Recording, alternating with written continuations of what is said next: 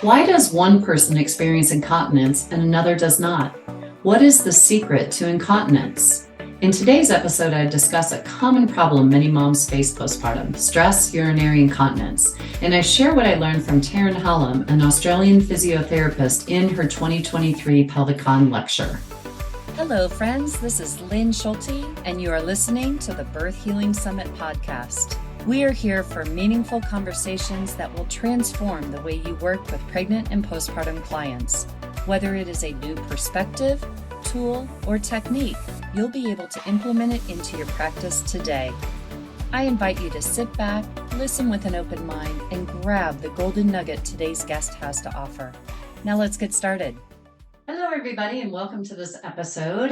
Today, I'm going to be talking about the secrets to continence. And this is really, I'm kind of doing a little bit of a review of the talk that Taryn Hallam gave at Pelvicon.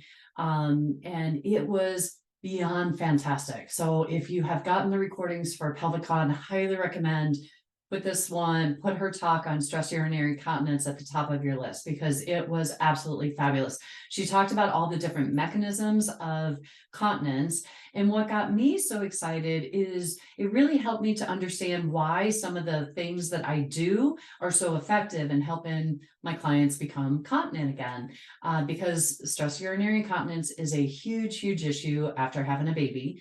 And one of the things that she was talking about is the intra bladder pressure and the intra-urethral pressure, that there's a pressure differential that allows the urine to stay inside the bladder. So let's say there's 5 centimeters of water inside the bladder. There's 65 centimeters of water in the urethra. So that's the pressure differentiation. Because this is tighter, that keeps the urine inside.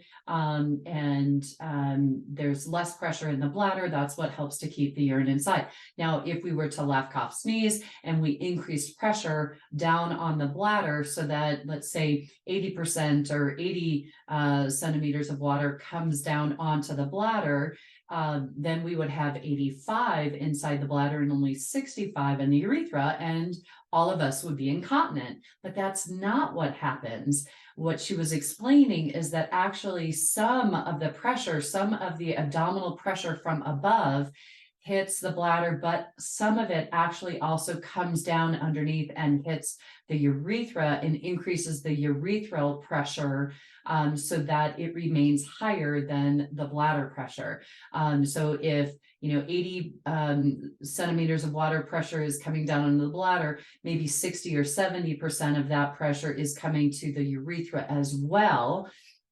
And that's what helps to cause the pressure differentiation, which keeps the urine inside the bladder and keeps us from leaking. Well, I got excited about that because she was talking about the height of the bladder and the height of the urethra, and that when we have a higher distance from the urethra to the levator ani muscles, there's studies that show that distance, the greater it is, the more continent people are. The shorter that distance is, the more incontinent people are.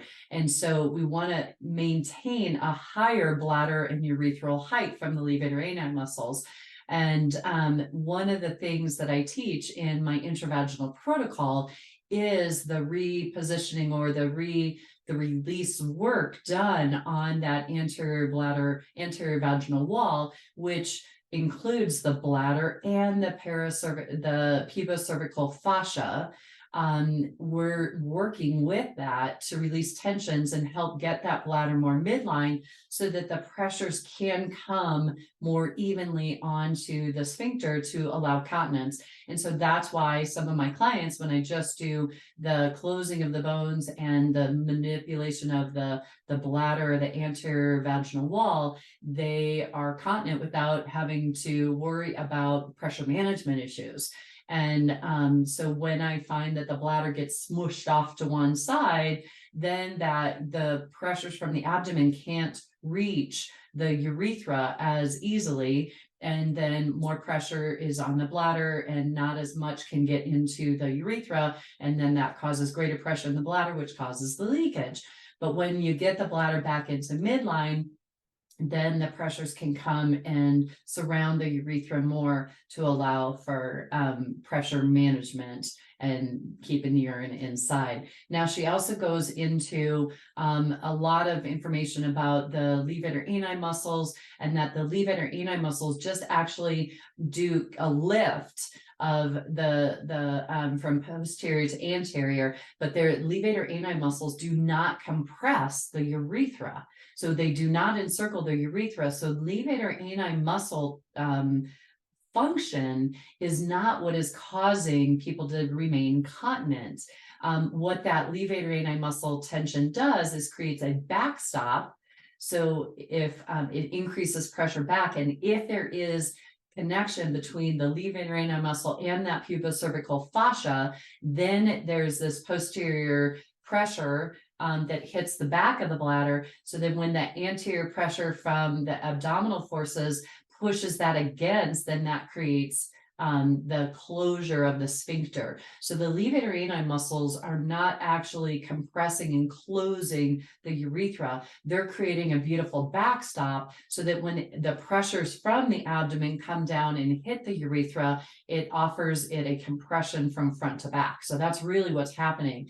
And she was talking about that we should be cueing more of the bulbocavernosus, so the more superficial muscles will help the urethra close more than doing deep cueing of the levator ani muscle group.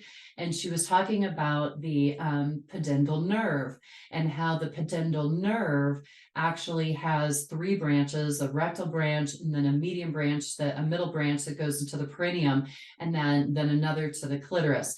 But that middle branch actually has 2, it branches off and has 2 nerves. That one goes to the bulbocavernosus, bulbosponginosus, same muscle, and then the other branch goes to the urethral sphincter. And so if pudendal nerve is functioning well, then that can cause greater closure of the urethral sphincter. Well, the pudendal nerve comes from the sacrum, and it can get compressed at Alcock's canal, near where it comes out between the spine, the ischial spine, and it can get compressed in Alcock's canal. And we when we allow the levator ani muscle tension to minimize it, that will decrease the tension on obturator internus. So levator ani and obturator internus are connected with the tendinous arc, but it's also can influence Alcock's canal in the tension on the pudendal nerve. So when we downtrain or we help the levator ani muscles to relax, that can take the pressure off the OA and increase space in the Alcock's canal, decreasing the pressure on that pudendal nerve, which can allow the middle branch of the pudendal nerve that goes to bulbo and to the urethra to be able to function better. Well, when we address the positioning of those ischial bones here and help bring them in medially, we're slackening all that tissue there. And so part of my work is, and what I teach, is that if we address the bones of the pelvis first and get them in a better position, and they're not stuck in an open birthing pattern, which is going to put more tension on the levator anis, the obturator internus, and hence Alcock's canal, the pudendal nerve is going to have more pressure on it. And when we bring the bones back together again, we're now slackening that system, which can decrease the pressure off of the pudendal nerve, which can help get the signal of that nerve to the urethra itself. So that was just like, oh my gosh, that's amazing. That's why when you address the bones and the intravaginal protocol that I teach, when we assess pelvic floor muscle function initially, there's usually too much tension in the levator ani, or they just can't function well. That when we bring the bones back together and then we address that anterior vaginal wall, which The bladder is right behind that. So we have the vaginal wall, we have the pubovesical fascia, and then the bladder. All of that we are impacting when we work with that anterior vaginal wall, and you can feel the difference from side to side, whether there's space or no space, and you can help create more space on one side. That helps to helps that entire structure, the bladder, the urethra, the pubovesical tension, all of that gets addressed. And then I also teach to work with the cervix. You get the cervix back moving in a better position and having more mobility. That all helps the pelvic floor muscles to relax and function better, which takes the pressure off of the Pendal Nerve and Alcock's canal, which allows that branch to get to the urethral sphincter. So once we do get everything back in place there, her cue was that we should be cueing more of the superficial muscles to get more closure of the urethral sphincter versus levator ani muscle tension. And I have to say that after just doing the bones and getting things back into place in there, things just function more automatically. And sometimes that's enough. You don't need to cue them to do anything specific. That can stop the incontinence. And other times we need to do more of the cueing of the superficial muscles to help strengthen the urethral sphincter tension, to be able to close that pressure off to keep continence happening. And that was just like, oh my gosh, it was so mind-blowing. I loved that talk, and I highly recommend you listen into that at Pelvicon, listen to the recordings. And I had to listen to it twice, and I'd probably listen to it again just to try to wrap my head around all the different things that she shared in there. This was a very tiny sliver of the information that she shared, but I was just excited to really understand more why what I do works so well with helping my clients to stay more continent. Okay, so those are kind of the secrets to continence, and I hope this is helpful in understanding it. I'm really excited. I hope to have Taryn on the Birth Healing Summit next year, and talking about stress urinary incontinence in pregnancy and the effects of pregnancy, and what all that entails. So we'll see. Keep fingers crossed that we make that happen. And I want to thank you so much for listening in, and we'll see you all in the next episode. And here is to smoother births and faster recoveries. Take care, everybody. Bye-bye. Today's podcast was brought to you by the Institute for Birth Healing.